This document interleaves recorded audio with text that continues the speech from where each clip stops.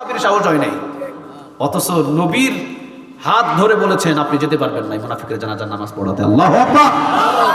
সব সাহাবীর অবাক হয়ে গেছে, কি রে নবীর হাত ধরে ফেলছে ওমর, নবীর হাত ধরে ফেলছে ওমর, বলেছেন আপনি যেতে পারবেন না। রাসূল বললেন ওমর ছেড়ে দাও, হাত ছেড়ে দাও। না আমি যাই, আমি জানাজার নামাজে যাই। কয় না আপনি যেতেই পারবেন না, যেই মুনাফিক আপনাকে যুদ্ধের ময়দানে কষ্ট দিয়েছে, যেই মুনাফিক সাহাবীদেরকে পিছন থেকে ভাগিয়ে নিয়েছে, এর জানাজার নামাজ পড়াতে সবাই দিলেও আমি আপনাকে অনুমতি দিব না, আপনি যেতেই পারবেন না। রাসূলকে শক্ত করে ধরেছেন। ওমর বলতেছেন আপনি যেতে পারবেন না। রাসূল বলতেছেন ওমর ছেড়ে দাও, যাই যাই আমি যাই। নবী গিয়ে নিজের জামা খুলে ওরে দাফন করার জন্য কাফনের কাফন বানাই দিছে, রাসূলের থুতু মোবারক মুখে লাগাই দিছে। এরপরে জানাজার নামাজ শুরু করছে। আল্লাহর শাহ আজিম থেকে বলছে ওমরের সিদ্ধান্তকে আপনার পছন্দ হয় নাই? ওমরের সিদ্ধান্তকে আপনার পছন্দ হয় নাই? ওহে নবী, আজকে আপনার সিদ্ধান্ত গ্রহণ হলো না, ওমরের সিদ্ধান্তটাই গ্রহণ। ওমর রাদিয়াল্লাহু তাআলা আনহুর নির্ধারিত অবস্থানে, ওমরের ডিসিশনে আজকে ওমরের পক্ষে আজকে কোরআনের আয়াত নাজিল করে দিয়ে জানায়া দিলাম এই মুনাফিক যে আপনাকে কষ্ট দিয়েছে, ওকে নিজের জামা মুবারক কাফন বানায়া দিলে 70-12-এরও বেশি যদি আপনি জানাজার নামাজ পড়ে দোয়া করেন তাকে মাফ করা হবে না। আল্লাহু আকবার বলেন। মানে আজকে ওমরের ডিসিশনটাই কবুল। যে আপনাকে যুদ্ধের ময়দানে কষ্ট দিয়েছে ওই মুনাফিকের নামাজ আপনি 1000 বার পড়লেও মাফ হবে না। আল্লাহু আকবার। বাংলাদেশের ভিতরে তো হিন্দু ইসলামের বড় ক্ষতি করতে পারে নাই, মুসলমান বাংলাদেশের মুসলমানদের বড় ক্ষতি করতে পারে নাই, খ্রিস্টান বড় ক্ষতি করতে পারে নাই, নামধারী কিছু মুনাফিক নামের মুসলমান মাঝে মাঝে মাথায় টুপি পরে, মাঝে মাঝে পাঞ্জাবি পরে, আবার টুপি পাঞ্জাবি ছেড়ে দেয়। মুনাফিকেরা সবচাইতে ইসলামের চূড়ান্ত দুশমন। এরা ইসলামটাকে জবে করে ফেলছে। কথা বলেন না কেন? এরা সুযোগ বুঝে মাথায় টুপি দেয়, আবার সুযোগ বুঝে ছেড়ে দেয়, সুযোগ বুঝে পাঞ্জাবি পরে, আবার সুযোগ বুঝে পাঞ্জাবিও ফালায় দেয়। কথা বলেন না? হিন্দু তো আর টুপি পরে মসজিদে যাইতে পারে না, ও তো আপনাদের ধোকা দিতে পারে না। ধোকা দেয় হলো মুনাফিক, জায়গা মতো মুনাফিক চরিত্র পরিবর্তন করে ফেলে। কথা বোঝাইতে পারছি আমি? সিজনাল টুপিওয়ালা, সিজনাল টুপিওয়ালা। ওমর রাদিয়াল্লাহু তাআলা আনহু খুতবা দিচ্ছেন। খুতবা দিতে দিতে দিতে দিতে এবার ওমর তো ওমর বলতেছেন ওই সিরিয়ার লক্ষ মানুষদেরকে, আচ্ছা বলো তো দেখি, তোমাদের কাছে 5 বছর আগে আমি একটা গভর্নর পাঠাইছিলাম, এই গভর্নরের বিরুদ্ধে কি তোমাদের কারো নালিশ আছে? 5 বছর আগে আমাদের এলাকার এমপি বলেন, মন্ত্রী বলেন, চেয়ারম্যান বলেন, চৌকিদার বলেন, উপর থেকে যদি কোনো মহল থেকে যদি কোনো মানুষ এসে এলাকার ভিতরে যদি বলে তোমাদের মেম্বার সাহেবটা কি রকম, কথা কি বুঝাইতে পারছি? ভালো সার্টিফিকেট দেওয়ার চাইতে খারাপ সার্টিফিকেট মানুষ বেশি দিবে, ঠিক না ভাই? ঠিক। হযরত সাঈদ ইবনে আমির আল-জুমাহি রাদিয়াল্লাহু তাআলা আনহুর বিরুদ্ধেও মানুষ আছে, কিন্তু মানুষ আছে। দেখেন কি বলতেছে ওমর যখন বলতেছে 5 বছর আগে গভর্নর করে পাঠাইছিলাম, ওর বিরুদ্ধে কারো কি অভিযোগ আছে? একজন হাত তুলছে। ওমর চিন্তা করছে সর্বনাশ, তোমার বিরুদ্ধেও লোক আছে তাইলে, আচ্ছা বলো তোমার কি হয়েছে? ওর সাথে সাথে আরো 10 জন দাঁড়াইছে। দাঁড়ানোর পরে বলতেছে আমাদের অভিযোগ যে আমাদের গভর্নর মাসে একদিন অফিসে আসে না। কয়দিন? মাসে কয়দিন? আর আমাদের গুলা মাসে যায় না কয়দিন? অনেক দিন যায় না, অনেক দিন যায়, কয়েকদিন যায় না, অনেক দিন। এমনি তো প্রতি সপ্তাহে ছুটি আছে, একদিন না 2 দিন, কথা বলে ছুটি আছে। আর হযরত সাঈদ ইবনে আমির আল-জুমাহির বিরুদ্ধে নালিশ দিছে, মাসে আমাদের গভর্নর অফিসে আসে না, কয়দিন? একদিন। হযরত ওমর রাদিয়াল্লাহু তাআলা আনহু বললেন হযরত সাঈদ ইবনে আমির আল-জুমাহি, আছে কি তোমার কাছে এর উত্তর? তুমি মাসে কেন আসো না একদিন? হযরত সাঈদ ইবনে আমির আল-জুমাহি রাদিয়াল্লাহু তাআলা আনহু উনি দাঁড়িয়ে বলছেন আমিরুল মুমিনিন, বলতেই হবে যে কি জন্য আসি না মাসে একদিন। হ্যাঁ বলতে হবে, কেন বলবো না? তোমার বিরুদ্ধে নালিশ এসেছে, তুমি মাসে কেন আসো না একদিন? আবার বলছেন আমিরুল মুমিনিন, বলতেই কি হবে, আমি মাসে কেন একদিন আসি না? হ্যাঁ বলতেই হবে। আবার বলছেন আমিরুল মুমিনিন ওমর, এই হাজার লক্ষ মানুষের সামনে বলতেই কি হবে, আমি মাসে কেন একদিন আসি না? হ্যাঁ, বলতেই হবে। এবার চোখের পানি ছেড়ে দিয়ে বলছেন, আমিরুল মুমিনিন, এই যে আমার পরনে যে জামাটা দেখতেছেন, এই একটাই জামা, আর নিচে যে লুঙ্গিটা দেখতেছেন, এই একটাই লুঙ্গি। 1 মাস অফিস করার কারণে জামাগুলো অনেক ময়লা হয়ে যায়। ময়লা হওয়ার কারণে 1 মাস অফিসে যাওয়া আসা করার কারণে জামাগুলো ময়লা হয়ে যায়। মাসের শেষ দিনে লুঙ্গিটা আগে ধুয়ে দিই, জামাটাকে লুঙ্গি বানায় পরে থাকি। লুঙ্গিটা যখন রোদের ভিতরে শুকায়া যায়, ওই লুঙ্গিটা আবার লুঙ্গি নিচে পরে জামাটা আবার ধুয়ে দিই। একটা দিন শুধু আমার 2টা পরনের জামা শুকানোর জন্য আমি গ্রহণ করেছি। যদি আমার আরেকটা জামা থাকতো আমি সেটা পরে অফিসটা করে দিতাম, কিন্তু আমার একটা জামা ছাড়া কোনো জামা নাই। অথচ একটা সিরিয়ার গভর্নর, অথচ একটা সিরিয়ার রাষ্ট্রের গভর্নর। সুবহানাল্লাহ বলেন। ইসলামটাকে আপনারা কি মনে করেন? ইসলামটাকে আজকে কি মনে করে ফেলেছেন? যারা দুনিয়াতে থাকাকালীনই জান্নাতের সুসংবাদ পেয়ে গেছে। সুবহানাল্লাহ বলেন। কোন যুগে আমরা এসেছি? আমিরুল মুমিনিন, যদি একটা জামা না হতো তাহলে আমি অবশ্যই ছুটিটা কাটাতাম না, তবে আমি একটাই জামা ব্যবহার করি। 1 মাস অফিস করতে গিয়ে অনেক কাঁচড়া হয়ে যায়, ময়লা হয়ে যায়, এই জন্য ধুয়ে দিই। ওমর চোখের পানি ছেড়ে দিয়ে বললেন, তোমরা কি উত্তর পেয়েছ? ওই 10 জন বললেন, ওমর, আমাদের গভর্নরের জন্য আমরা হাত তুলে দোয়া করি, মাথার চুলের চাইতেও বেশি হায়াত আমাদের গভর্নরকে আল্লাহ দান করুক। সবাই খুশি হয়ে গেছে। এবার আমিরুল মুমিনিন ওমর বলতেছে, আচ্ছা তোমাদের কি আর কারো কাছে আর এই গভর্নরের বিরুদ্ধে কি কোনো নালিশ আছে? আরেকজন হাত তুলছে। আমিরুল মুমিনিন, আমার আরেকটা আছে। কি? ওঠো। ও দাঁড়াইছে, ওর সাথে আরো কয়েকজন দাঁড়িয়েছে। আমাদের নালিশ হলো, আমিরুল মুমিনিন, আমাদের নালিশ হলো, প্রথম নাম্বার আমাদের নালিশ, 1 নাম্বার যেই নালিশটা আমরা দিচ্ছি আপনার কাছে, সেই নালিশটা হলো, আমিরুল মুমিনিন, আমাদের গভর্নর আমরা দিনের বেলা এই অফিসের ভিতরে সব সময় পাই, কিন্তু রাতের বেলা আমাদের গভর্নরকে আমরা খুঁজে পাই না। কোন সময় পাই না? আরেকটু জোরে বলেন, কোন সময় পায় না? আমাদের গভর্নরকে আমরা দিনের সময় পাই, রাতের বেলা পাই না। আমিরুল মুমিনিন, আমাদের গভর্নরকে দিনের বেলা পাওয়া যায়, রাতের বেলা পাওয়া যায় না।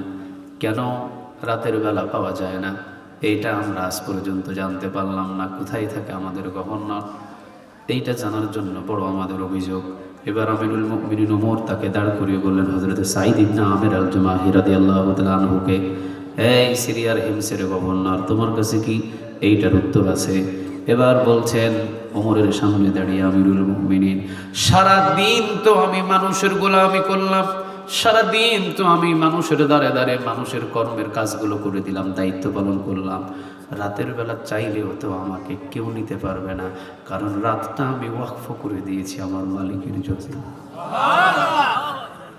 একটু আওয়াজ দিয়ে বলেন আল্লাহ। আল্লাহ রাব্বুল আলামিন বলছেন,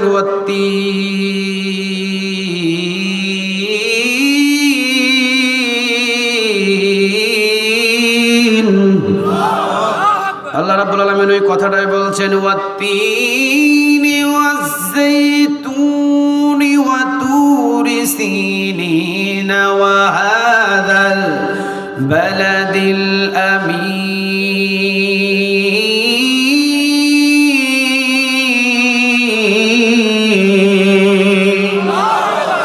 ওয়াত্তিন, 3 ফলের কসম, ওয়াজ-যাইতুন, যাইতুন ফলের কসম, ওয়া তুরি সিনিন, তুর পর্বতের কসম, ওয়া হাযাল বালাদিল আমিন, নিরাপদ মক্কা নগরীর কসম। চারটা কসম খাইলেন, তিনি কে? নাম্বার 1 ওয়াত্তিন, 3 ফলের কসম, ওয়াজ-যাইতুন, যাইতুন ফলের কসম, ওয়া তুরি সিনিন, তুর পর্বতের কসম, যেই তুর পর্বতে মুসা আলাইহিস সালামের সাথে সরাসরি কথা বলেছিলেন। আওয়াজ দিয়ে বলেন, তিনি কে? ওয়া হাযাল বালাদিল আমিন, নিরাপদ মক্কা নগরীর কসম, মক্কা নগরী হলো নিরাপদ নগরী। আব্রাহাম এসেছিল হস্তি বাহিনী নিয়ে কাবা ঘর ভাঙার জন্য। ওই আব্রাহামকে ছোট ছোট পাখি দ্বারা ধ্বংস করে দিয়েছেন তিনি কে? ওই আল্লাহ এখনো আছে না? না, আপনাদের আওয়াজে মনে হচ্ছে না ওই আল্লাহ এখনো আছে না? না, শক্তি একটু কমে গেছে। শক্তি কি একটু কমে গেছে? চোখে একটু কম দেখে, কানে একটু কম শোনে, আগের মতোই আছে? আর একটু জোরে বলেন, আগের মতোই আছে? কাবা ঘর ভাঙার জন্য যে আব্রাহাম রওনা দিয়েছিলেন, যে আব্রাহামকে আল্লাহ থামিয়ে দিয়েছেন, একই আব্রাহাম নামক স্বৈরাচার ফেরাউনকেও ওই আল্লাহ থামিয়ে দিয়েছেন, ঠিক না ঠিক? আরেক ছিল সেটা নমরুদ, তাকেও কে থামিয়েছেন? জমিনের ভিতরে জুলুমি করে যারা থামানোর দায়িত্ব নিয়েছেন তাদেরকে একজন আওয়াজ দিয়ে বলেন তিনি কে? ওয়াহাদাল বালাদিল আমিন, নিরাপদ মক্কা নগরীর কসম, পৃথিবীর সব জায়গায় হাত দিতে পারবা, মক্কায় হাত দিতে পারবা না। পৃথিবীর ভিতরে কোন ধর্মীয় মানুষ এমন কোন গ্রন্থ খুলে বলতে পারবে না। পৃথিবীর ভিতরে কোন ধর্মীয় মানুষ এমন কোন গ্রন্থ খুলে বলতে পারবে না যে আমাদের অমুক অমুক অমুক অমুক দেবতা এই জায়গাগুলোকে নিরাপদ করবে। কোন ধর্মের লোক বলতে পারবে না, আমরা বলতে পারবো। ওয়াহাদাল বালাদিল আমিন, নিরাপদ ওই মক্কা নগরীটাকে হেফাজতের জন্য আল্লাহ নিজেই দায়িত্ব নিয়েছেন। তুমি যাও না ওখানে, ভাঙার জন্য পারবা না। হস্তি বাহিনী নিয়ে আব্রাহাম পারে নাই, তুমিও পারবা না। কিয়ামত পর্যন্ত কেউ সাহসও করবে না। সুবহানাল্লাহ বলেন। ওয়াহাদাল বালাদিল আমিন, নিরাপদ মক্কা নগরীর কসম, চারটা কসম খাইলেন। আওয়াজ দিয়ে বলেন তিনি কে? এবার আল্লাহ রাব্বুল আলামিন আমাদেরকে একটা সুসংবাদ দিচ্ছেন। লাকাদ খালাকনাল ইনসানা ফি আহসানি তাকওয়ীম।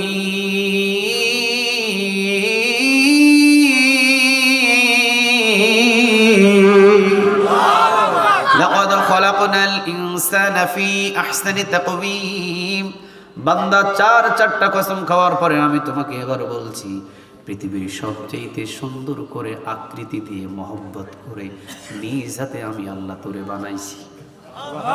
একটু আওয়াজ দিয়ে বলেন সুবহানাল্লাহ, আরো একটু আওয়াজ দিয়ে বলেন সুবহানাল্লাহ। এই বান্দা, নিজ হাতে আমি আল্লাহ তোরে বানাইছি, পৃথিবীর কোনো মানুষ তোরে বানাই নাই। 6 দিনে আমি আসমান এবং জমিন বানিয়েছি। কয় দিনে? কে বলছেন? আর একটু জুড়ে বলেন কে? সূরা আস-সাজদার 4 নম্বর আয়াতটা খুলে দেখেন। আল্লাহ রাব্বুল আলামিন বলছেন 6 দিনে আমি আল্লাহ আসমান এবং জমিনটা বানাইছি। বান্দা, বিশাল আসমান এবং বিশাল জমিনটারে আমি আল্লাহ 6 দিনে বানিয়েছি, আর তোমারে আমি নিজ হাতে 10 মাস 10 দিনে বানাইছি। তোমাকে লম্বা সময় নিয়ে বানালাম, কারণ তোমারে আমি বড্ড ভালোবাসি, তোমারে আমি বড্ড পছন্দ করি। সুবহানাল্লাহ বলেন। বান্দা, বড্ড ভালোবাসি, বড্ড পছন্দ করি। পৃথিবীর শ্রেষ্ঠ মাখলুকাত করে তোরে আমি নিজ হাতে বানাইছি। কোটি মানুষের ভিতরে ছেড়ে দিলে তোর আকৃতি তোর মতো কারো মতো হবে না। সুবহানাল্লাহ। আল্লাহ ওটাই বলছেন, লাকাদ খালাকনাল ইনসানা ফি আহসানি তাকওয়ীম।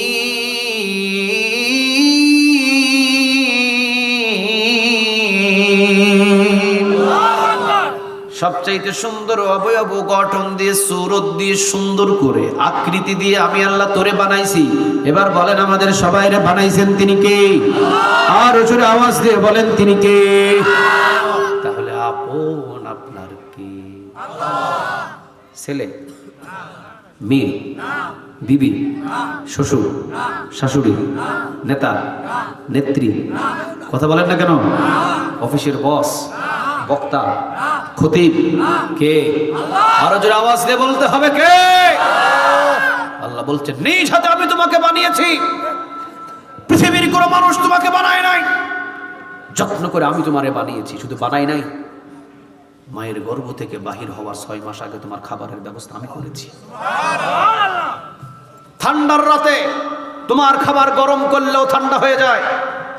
চা গরম করে আনছিল, এখন এটা পানির থেকেও ঠান্ডা হয়ে গেছে। কথা বলেন না কেন? ঠান্ডার রাতে তোমার খাবার গরম করার পর আবার 5 মিনিট পর ঠান্ডা হয়ে যায়, কিন্তু তোমার জন্য মায়ের বুকের ভিতরে যে খাবারটা আমি দিয়েছি এটা রাতের 3টা বাজে তুমি কান্না করলে তোমাকে খাওয়াবে, কোনো ধরনের কোনো জমে যাবে না, আগুন দিয়ে তাপ দেওয়া লাগবে না। আবার যখন গরমকাল আসবে ওই সময়ও তোমার গরমে জিহ্বাটাও পুড়ে যাবে না। সুবহানাল্লাহ বলেন। কে খাইয়েছেন? আর একটু জোরে বলেন, কে কে আসতেছে? আমার দিকে নজর দেন, আমি আলোচনা ফিনিশিং দিব ইনশাআল্লাহ। 11টা থেকে 11টা 20-এর ভিতরে আমি শেষ করে দেব। আপনারা কি কথা বুঝতে পারতেছেন? আমি ততক্ষণ গোড়ায়া শুধু মূল তাফসিরে মাত্র ঢুকছি। সময় কি দেওয়া যাবে আর 20 মিনিট? কথা বলেন না, সময় দেওয়া যাবে? যেই কথাটা আমি বলেছিলাম, দুনিয়াতে বাহির হওয়ার আগে আল্লাহ তো নিজে বললেন নিজ হাতে আমি বানিয়েছি। এরপরে আল্লাহ বলছেন শুধু বানাই নাই, তোমার খাবারটা আমি, তুমি দুনিয়াতে যাওয়ার 6 মাস আগে তোমার খাবার আমি রেডি করে রেখে দিয়েছি। সুবহানাল্লাহ বলেন। শুধু খাবারটা রেডি করেছি তা নয় বান্দারে, তোমাকে যখন আমি মায়ের গর্ভ থেকে বাহির করেছি তুমি মনে করেছিলা তোমার মা আপন, তোমার বাবা আপন। না না, তোমার মা তোমার বাবা যতটুকু আপন তার চাইতেও বড় আপন আমি আল্লাহ। তোমার মা তোমার বাবা যতগুলো আপন তার চাইতেও বড় আপন আমি আল্লাহ। উদাহরণ নিবা, উদাহরণ দিব, কোনো অসুবিধা নাই। বান্দা আসো, যেই দিন তোমারে আমি জন্ম দিয়েছিলাম ওই দিন কিন্তু নরমালি ডেলিভারি আমরা যারা হয়েছি, হুজুর, আমি, হুজুর, আমাদের সময় কি সিজার ছিল? সিজার ছিল? আমরা যারা নরমালি ডেলিভারি হয়েছি রুমের ফ্লোরের ভিতরে বিছানাটা বিছিয়ে ধাত্রী এসে মায়ের লজ্জাস্থান থেকে বাচ্চাটাকে বাহির করে নিয়ে এই সন্তানটারে পরিষ্কার পরিচ্ছন্ন করে মায়ের ডান পাশে অথবা বাম পাশে শুইয়ে দিয়েছেন। ওখান থেকে একটু পরে পরে মায়ের স্তন থেকে দুধ পান করে। দাদা আনন্দে দেখতে আসতেন, দাদি আনন্দে দেখতে আসতেন, নানা আসতেন, নানি আসতেন, খালা আসতেন, খালু আসতেন, সবাই দেখতে আসতে তোমাকে দেখতে দেখতে দেখতে দেখতে দেখতে যখন রাতের 10টা বেজে গেছে, তখন সবার যখন ঘুমানোর টাইম হয়ে গেছে, তোমারে ফালায়া সবাই ঘুমাইতে গেছে। কথা বলেন না কেন? সবাই ঘুমাইতে চলে গেছে। একটু পরে তোমার বাবা আসতে, তোমার বাবা আসার পরে রাতের 12টা পর্যন্ত তোমার বাবা কিন্তু তোমার মায়ের সাথে একই রুমের ভিতরে ছিল। তোমার দিকে নজর করতে করতে তোমার বাবার চোখ যখন খসখস খসখস করে, তোমার বাবাও কিন্তু তোমারে ফালায় রেখে ঘুমাইতে চলে গেছে। এই বান্দা, তোমার মা আর তুমি শুধুমাত্র 2 জন ঘরের ভিতরে ফ্লোরের ভিতরে শুয়েছিলে। তোমার মার যখন রাতের 1টা বেজে গেছে, তোমার মায়ের চোখটাও খসখস খসখস করতে করতে ঘুম চলে আসছে। তুমি কিন্তু ডান পাশে ছিলা, একদিন বয়স, তোমার কিন্তু ঘুম চলে আসছে, ভালো কথা, মায়ের সাথে তুমিও ঘুমিয়ে গেছো। কিন্তু তোমার নাকের ছিদ্রটা খোলা ছিল, তোমার চোখের নাকের ছিদ্রটা খোলা ছিল, মুখের ছিদ্রটা খোলা ছিল, কানের ছিদ্রটা খোলা ছিল, প্রস্রাবের ছিদ্রটা খোলা ছিল, পায়খানার ছিদ্রটা খোলা ছিল। চতুর্দিকে মশা, চতুর্দিকে মাছি, চতুর্দিকে পিঁপড়া ঘোরাঘুরি করে। একটা যদি পিঁপড়া নাক দিয়ে কান দিয়ে ঢুকে যেত, তোমারে পৃথিবীর কোনো বৈজ্ঞানিক ডাক্তার বাঁচাইতে পারতো না। বান্দা, তোর মায়ের ঘুমের দরকার হলো, তোর মা ঘুমায় গেল। তোর বাবার ঘুমের দরকার হলো, তোর বাবা ঘুমায় গেল। বান্দারে, সবার ঘুম প্রয়োজনে ঘুমালো, কিন্তু তোর এই প্রতিটা ছিদ্র দিয়ে পিঁপড়া ঢুকে গেলে বাঁচানো যাইতো না। কিন্তু একটা পিঁপড়া আজ পর্যন্ত ঢুকতে পারে নাই। সারা রাত জেগে জেগে আমি আল্লাহ তোকে পাহারা দিয়েছি। এখন তুই বল, তুই কেমনে আমারে ভুলে গেলি? হযরত সাঈদ ইবনে আমির আল-জুমাহি রাদিয়াল্লাহু তাআলা আনহু বলছেন, আমিরুল মুমিনিন, যে রব আমাকে এত মহব্বত করে যত্ন করে বানিয়েছেন, সারাদিন আপনি এই হিমসের গোলামি আমাকে করে নেবেন, আমি গোলামি করবো, কোনো অসুবিধা নাই। কিন্তু রাতের বেলা আপনি বললেও আমাকে পৃথিবীর কোনো মানুষ আর পাবে না। সারা রাত আমি আমার মালিকের জন্য কুরবান দিয়ে দিব। সারা রাত মালিকের জন্য কুরবান দিয়ে দিব। যেই মালিক বিন্দু পরিমাণ আমাকে ভুলেন নাই, যেই মালিক বিন্দু পরিমাণ আমার জন্য নিজেও ঘুমাই নাই, যেই মালিক আমার জন্য বিন্দু পরিমাণ ঘুমাই নাই, কে বলেছেন?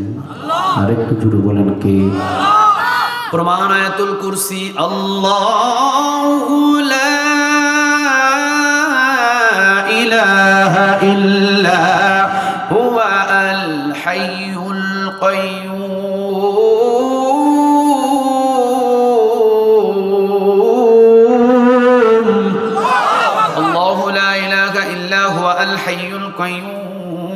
লা তাখুযুহু সিনাতুন ওয়ালা নাওম। নাওম মানে কি? ঘুম। নাওম মানে ঘুম। লা তাখুযুহু সিনাতুন ওয়ালা নাওম। আল্লাহ বলছেন আমার ঘুমও নাই, আমার তন্দ্রামিও নাই, শুধু তোর জন্য। সুবহানাল্লাহ। রাতের 3টা বাজে আপনি বিপদে পড়ে গেছেন, ওই যমুনা নদীতে মাছ ধরতে গিয়ে উত্তাল ঢেউ চতুর্দিক দিয়ে শুরু হয়েছে, বাতাস। রাতের 3টা বাজে আপনি বিপদে পড়ে গেছেন, তাড়াতাড়ি করে নদীর ভিতরে থেকে ফোনটা বাহির করে চেয়ারম্যানের নাম্বারটা বাহির করে ফোন দিয়েছেন, যাতে কোনো সহযোগিতা বাহিনী বাঁচাইতে আসে। চেয়ারম্যানের রাতের 3টা বাজে ঘুম রিং বাজে, কিন্তু চেয়ারম্যান রাতের 3টা বাজে জাগন না, ঘুমে। কথা বলে না।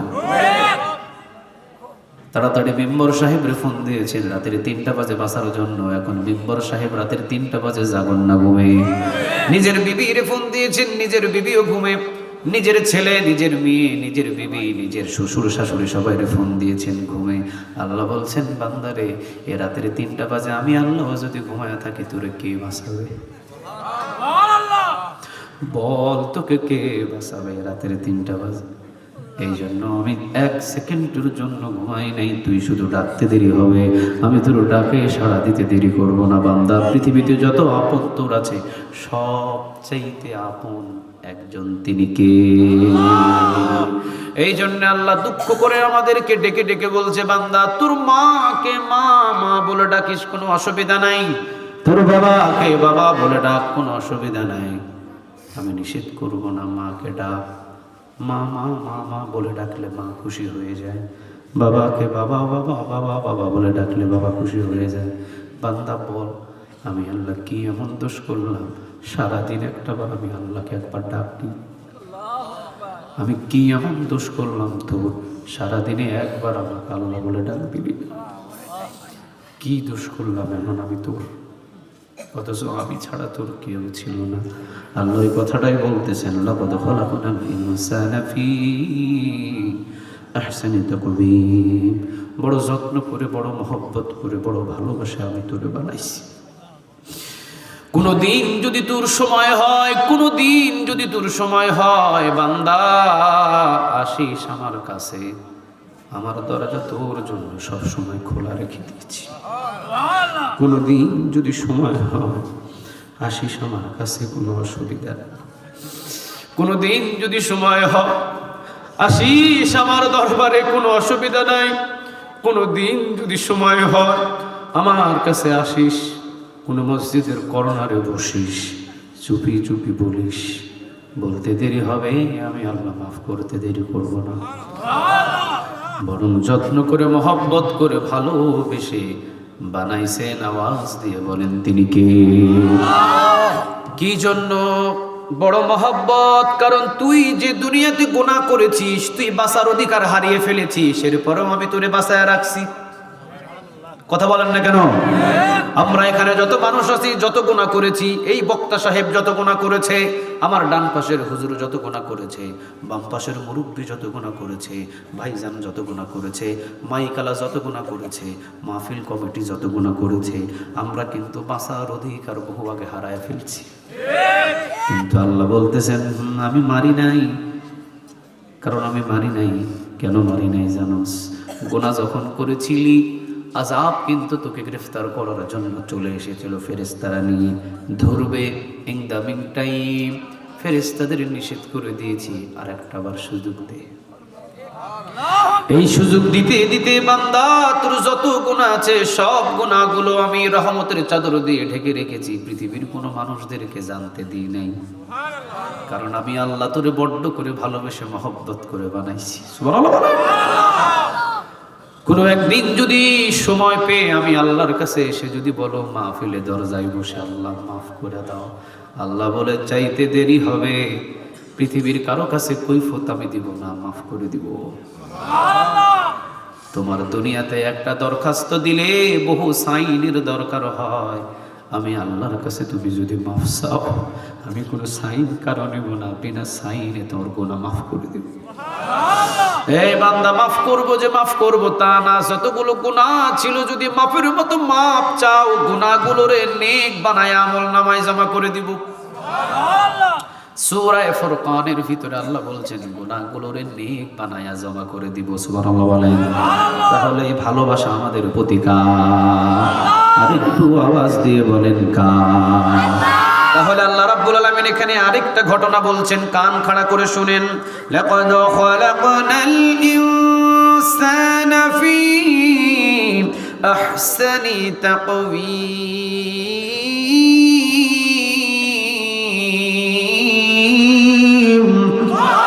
লাকাদ খালাকনাল ইনসানা ফি আহসানি তাকওয়ীম। তাকওয়ীমের ব্যাখ্যায় মুফাসসিরুন কিরাম বলছেন স্ট্রেট ফরওয়ার্ড, সোজা করে দাঁড়ায়া খাড়া করে সোজা করে আমি আল্লাহ মানুষকে বানাইছি। সুবহানাল্লাহ। পৃথিবীর সকল প্রাণীকে আমি বাঁকা করে বানাইছি, বাঁকা, আর মানুষকে বানাইছি সোজা। সুবহানাল্লাহ। তাকায়া দেখো তোমার নিজের দিকে, তোমাকে বানিয়েছি আমি সোজা। পৃথিবীর সব মাখলুকাত বানাইছি বাঁকা, গরু বাঁকা, ছাগল বাঁকা, হাঁস বাঁকা, মুরগি বাঁকা, সবগুলো বাঁকা, সবগুলো আমি বাঁকা বাঁকা করে বানাইছি। বাঁকা করে বানানোর জন্য রে বান্দা দেখবা, কুকুর যখন রিজিক খায়, কুকুর রিজিকের উপরে মাথাটাকে নত করে খেতে হয়, ঠিক না ঠিক? গরু যখন তার রিজিক খায়, রিজিকের উপরে মাথাটা নত করে খেতে হয়। এই বান্দা, পৃথিবীর বুকের ভিতরে আমি আল্লাহ রাব্বুল আলামিন সব মাখলুকাত বাঁকা করে বানালাম। গরু বানাইলাম বাঁকা করে, রিজিকের উপর মাথা দিয়ে খেতে হবে। ছাগল বানালাম বাঁকা করে, রিজিকের উপরে মাথা দিয়ে খেতে হবে। উট বানালাম বাঁকা করে, রিজিকের উপরে মাথা দিয়ে নত করে খেতে হবে।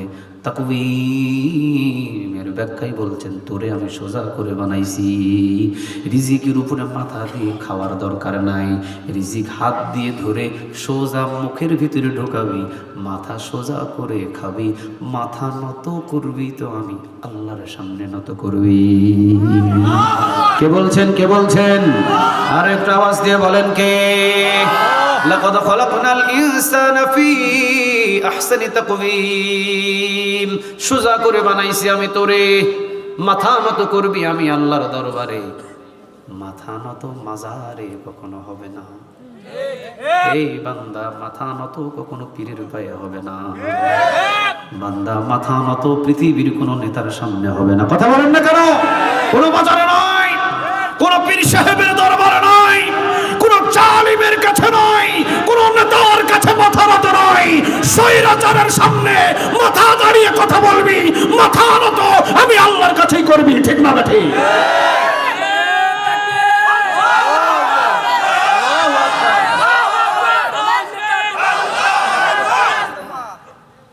আল্লাহ তুমি কবুল করো। আর একটু জোরে বলেন আমিন। কোন নেতার কাছে মাথা নত করবি না, কোন স্বৈরাচারের কাছে মাথা নত করবি না, পৃথিবীর আবু জেহেল মার্কা নেতার কাছে মাথা নত করবি না।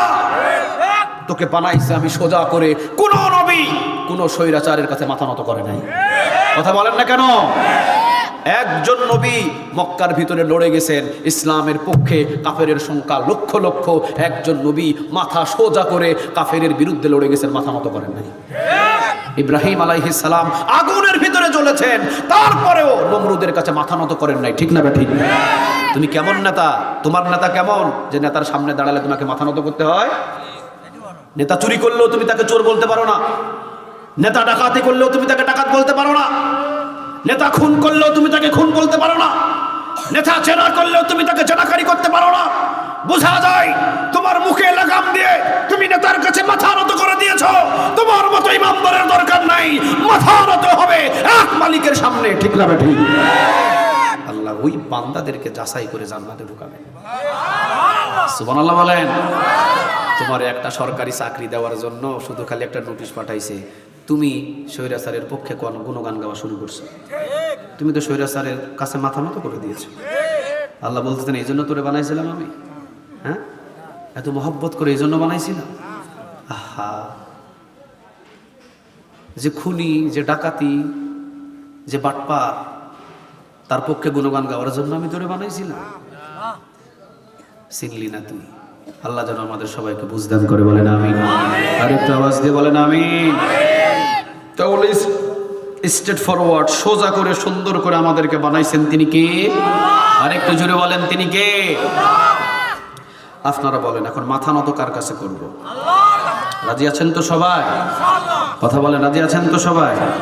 আল্লাহ রাব্বুল আলামিন বলছেন, বান্দা মাথা নত আমার কাছে করবা, আর আমার ইবাদত করবা, আমার গুণগান গাইবা, আমার পথে চলে জান্নাতে চলে আসবা।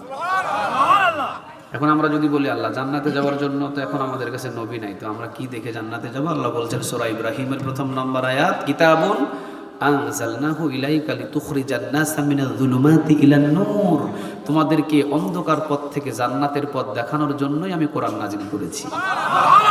কোরআন বুকের ভিতরে ধরো, কোরআন মেনে মেনে জীবনটা গঠন করো, আর হাসতে হাসতে জান্নাতে প্রবেশ করো।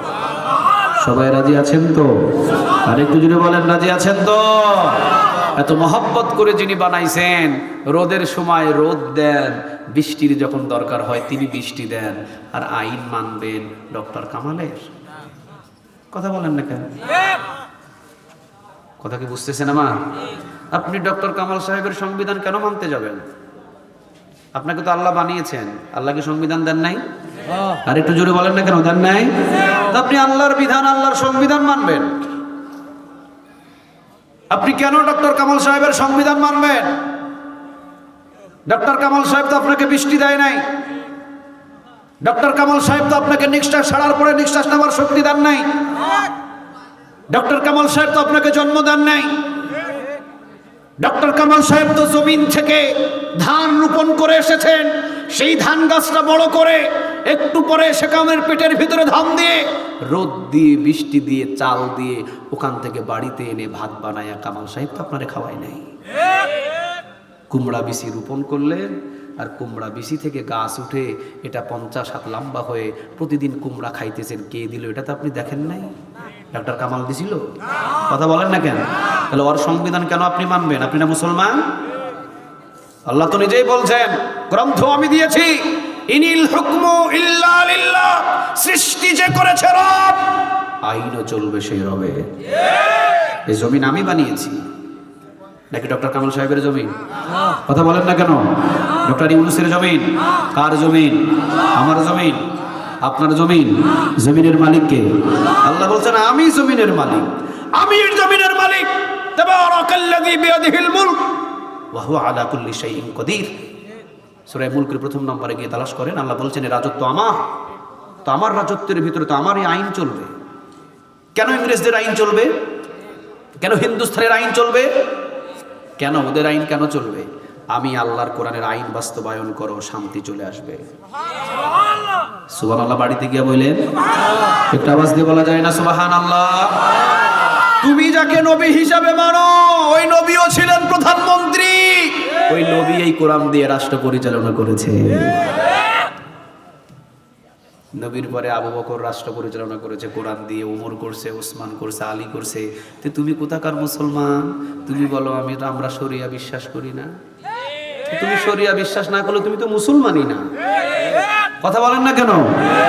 যে ইসলামের শরিয়ায় বিশ্বাস করে না সে কি মুসলমান থাকে? আর একটু জোরে বলেন না, মুসলমান থাকে? আহা, কেমন বুঝাই দাও। সবাই রে নিয়ে আমরা জান্নাতে যেতে চাই। এখন ইচ্ছা করে তুমি যদি না জান্নাতে যাইতে চাও, এটা তোমার ব্যক্তিগত ব্যাপার। তবে আমরা সবাই জান্নাতে যেতে চাই তো?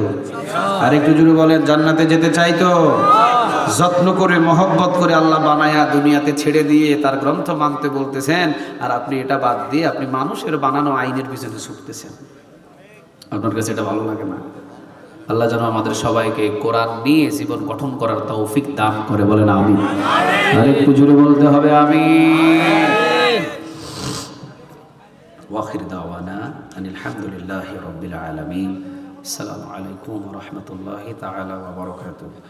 এই মাহফিলের জন্য সবথেকে বেশি আমার সাথে যোগাযোগ যিনি করেছেন তিনি আল আমিন ভাই। এতটা যোগাযোগ করছেন, প্রতিদিন 1 বার 2 বার 3 বার 5 বারও ফোন দিয়েছেন, ভাই আপনি কি আসবেন? আমি বলি কেন আসবো না? ভাই আমার তো ভয় হইতেছে, আপনি কি আসবেন? আমি অবশ্যই আমি আসবো, কেন আসবো না? মাহফিলের ডেট নিয়েছি, কেন আসবো না? তারপরে উনি খুব ভয়ে ছিলেন। আজকের এই মাহফিলতে আমি নিজেও আসতে পেরে বড় ধন্য হয়েছি, তবে একটু বেশি